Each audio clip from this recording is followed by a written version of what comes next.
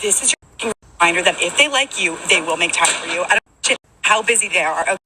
I don't care if they're a Patagonia vest wearing analyst at Goldman Sachs that lives in Murray Hill, or if they're America. If they like you, they will make time for you. So stop making excuses and stop settling for the bare.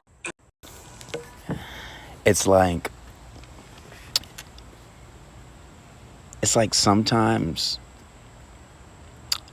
it's like an addiction that they just can't get over. Let me tell you a secret, fellas. I agree that women should have certain standards,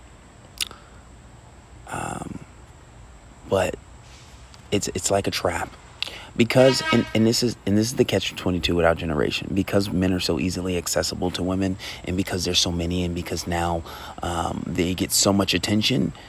The guy who doesn't give them as much attention, the guy who's and usually guys don't do that purposely. If a guy's ignoring you, he's usually just genuinely not interested, or there are things that come before you, like his purpose, and which is a small percentage. A small percentage of men are on that purpose to become great or become millionaires. That's a small percentage. So usually those men, you're never going to come before anything in their life. You will always come second, probably be third or fourth, right? And it depends on their in particular situation. I would put myself in that category. I never put anyone before my purpose, and God comes before everything, right? But usually when you don't give them the attention, they can't help it. They usually chase it. But that's usually especially after you done built the attachment. Not so much with guys new, unless they just have really high interest. But the simple fact that she has to tell, and the simple fact that I see this on my timeline all the time, is a clear indicator that what they're going through.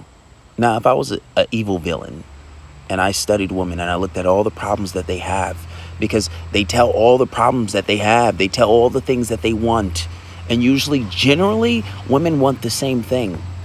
I would manipulate women out like no other man on earth.